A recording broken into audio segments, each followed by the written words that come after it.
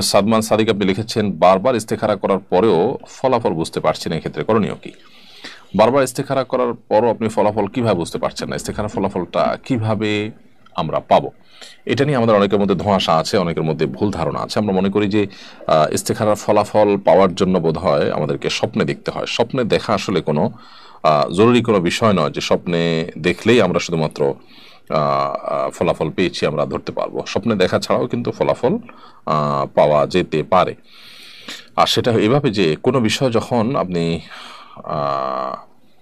ইস্তেখারা করবেন, সে বিষয়ে ইস্তেখারা মানে হলো আল্লাহ সুবহানাহু ওয়া তাআলার কাছে কল্যাণের দোয়া করা, কল্যাণ প্রার্থনা করা। সেটা আপনি করছেন।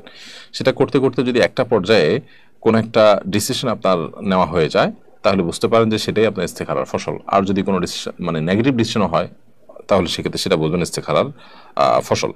অতএব আপনি আপনার জায়গা থেকে চেষ্টা অব্যাহত রাখবেন ফলাফল আসার, এবং সেটা পজিটিভ হতে পারে, নেগেটিভ হতে পারে।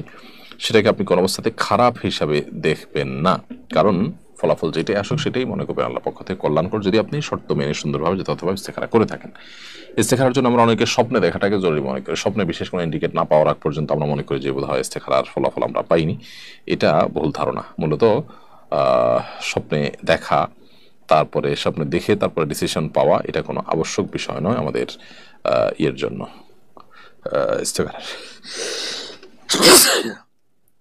ইস্তেখারার ফসলের জন্য।